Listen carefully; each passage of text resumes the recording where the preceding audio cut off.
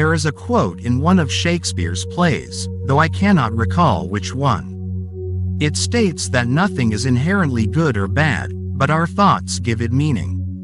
This quote holds a significant lesson. The core aspect of spiritual awakening, or the awakening of consciousness, is to learn to become aware of the distinction between the situation we find ourselves in and the thoughts our minds generate about that situation.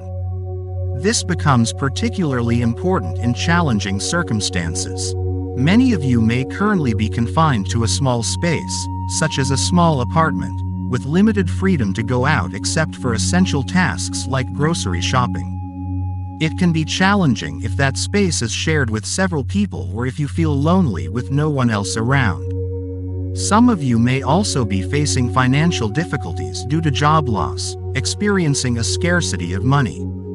Perhaps you're feeling unwell with symptoms like a fever or a persistent cough. All these experiences that many of you are going through right now would typically be considered unfavorable or bad in conventional terms. And yes, I suppose they are not pleasant experiences, especially when dealing with illness. So, what does Shakespeare mean when he says that nothing is inherently good or bad, but thinking makes it so? The essential spiritual lesson here is to be able to differentiate between the situation itself and our mental commentary about the situation, the thoughts and judgments we have regarding what we are experiencing. For most people who lack sufficient awareness, the experience and the mental commentary are inseparable. They cannot distinguish between the two. For instance, if you are confined in a small space and have been there for a week or two, you may find yourself thinking about how much longer you can endure it. The self-talk in your mind might label the situation as unbearable, terrible, and so on. This self-talk can lead to self-pity, anger, depression, or fear. The mind tends to project into the future, amplifying the negative aspects and making the situation seem even worse. So, since many of you have spare time these days, I suggest experimenting a little and becoming aware of the difference between the situation you find yourself in and the mental commentary about it. When you feel unhappy or find yourself suffering in the current circumstances, pay attention to what your mind is saying.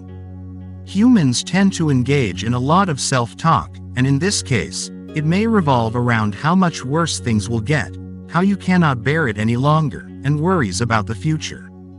Take note of this commentary. As an experiment, ask yourself, how would I experience this situation if I didn't add any unnecessary thoughts to it? How would you experience this moment and the situation without the addition of the mind's interpretation? Most of the time, this interpretation tends to be negative, especially when faced with challenging circumstances.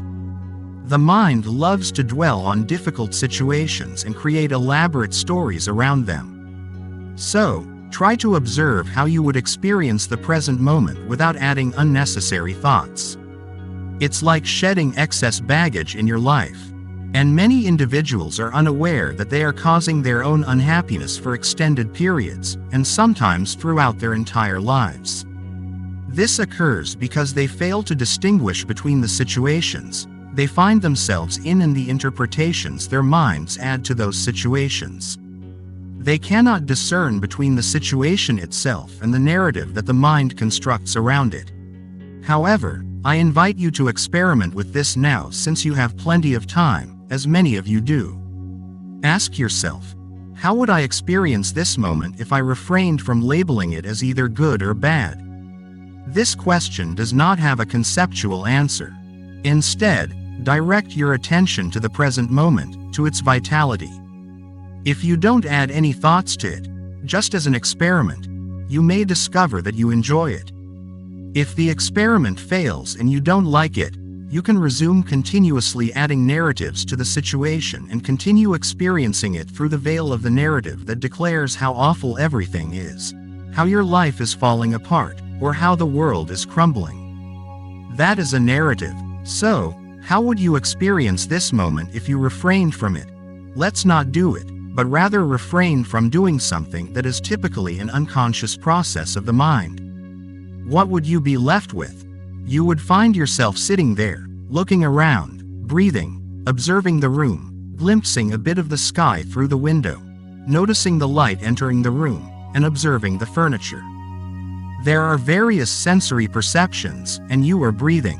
Presumably, you are alive, although you may not consciously experience being alive. However, you can sense the inner energy field of the body, which is alive and part of the experience of this moment. So, here you are, sitting there, having dropped the narrative, and all that remains is the pure beingness or the essence of this moment. It's intriguing. Suddenly, you may feel a weight being lifted off your shoulders, the weight you habitually carry, the weight of what I call excess baggage. It is the burden of unconscious, reactive thinking, the mind's creation of unhappy narratives. And then, what do you experience? The body reflects to you the unhappy narrative in the form of negative emotions. That's what we consider normal living. It's what happens when you watch a movie, and everyone is engaged in it. It's normal, and very few people question it. However, there is another way, the way of awareness or presence. This may be the most fundamental spiritual practice, a practice that involves separating the narrative from the situation and, if possible, letting go of the narrative as much as you can. Instead, be present with the moment as it is. The incredible fact is that this moment is all there ever is.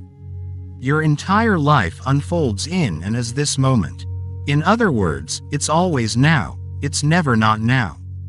Everything that happened in the past happened in the now, and when you remember it now. Whatever will happen in the future will also happen in the now, because when the future arrives, it becomes the present moment. When you think about the future, it's merely a thought arising in the present moment. Therefore, your life and the now are inseparable. This now holds enormous power within it, and that power resides within you. Furthermore, within this now, there is a deep sense of aliveness, a beingness that goes beyond conventional happiness. It's not happiness, it's something deeper. However, you often need to be challenged by life to discover it. And that is precisely what is happening collectively now to millions of people. Every person, on an individual level, occasionally receives wake-up calls, but now it is happening collectively.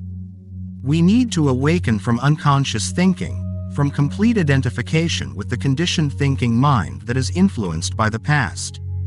We must realize that there is another dimension of consciousness within us, within you, that has always been present but has often been overlooked. Dimension is awareness, which is pure consciousness without thought. You may have briefly experienced it on many occasions, such as when you engage in activities that require your absolute presence, like climbing a mountain or participating in certain sports. During those moments, there is an awareness, but there is no conceptual thinking. Strangely, this awareness is a deeper identity. It is the awareness that frees you. Ultimately, within yourself, there exists a self beyond the limited, conditioned, and constructed sense of self that most people are familiar with. There is a deeper identity within you, which is pure awareness and consciousness itself. This understanding can be incredibly beneficial. The practice involves exploring how you would experience the present moment without the addition of thoughts, allowing you to directly perceive the pure essence of the moment. In this pure essence, there is no suffering, there is only the simplicity of being. The unhappiness you experience is not ultimately created by the situation itself, but by the narrative you attach to it. However, many people cannot separate the situation from the narrative. Therefore, whenever you feel unhappy, fearful, depressed, resentful, or any other negative emotion, use it as a wake-up call. Inquire into how these feelings arise and become more aware of your thinking mind. Awareness is a deeper dimension of consciousness, surpassing the activity of thought. Every thought is a manifestation of consciousness, but beneath the surface ripples of thought lies the vast realm of consciousness, much like the depths of the ocean compared to a fleeting ripple. By awakening to this deep identity, you realize the fundamental difference between what is and what the mind perceives. With increasing awareness, you become capable of facing situations with the power of your presence, which arises from intelligence. Instead of reacting and complaining about your experiences, a lot of which stems from unnecessary mental activity and narrative, you can observe the tendency to complain. The false sense of self, the ego, thrives on complaining as it strengthens its illusory identity. It delights in making others wrong or labeling situations as unjust. However, it is the narrative that makes you unhappy, not the situation itself. When you recognize this truth, you can face every situation as it arises in the present moment. You confront it with the power of your presence, and if necessary, you take appropriate action. If nothing can be done, you accept it as it is without unhappiness. You transcend it, no longer at the mercy of external conditions. While it's pleasant when positive things occur and less favorable when unpleasant events happen, they no longer deeply affect you because you have accessed a deeper dimension within yourself. When you are no longer at the mercy of conditions, life becomes less frustrating, as situations are rarely satisfying and often challenging. Life's purpose is not to make you happy, rather, it is here to awaken you and expand your consciousness. It accomplishes this by presenting challenges, and this is happening now. As you let go of the unnecessary narrative that causes unhappiness, you naturally become present to what is. You begin to understand Hamlet's words, "Nothing is either good or bad, but thinking makes it so." Thank you for listening, and I look forward to our next conversation. In the meantime, please try out this practice and observe the results. Thank you.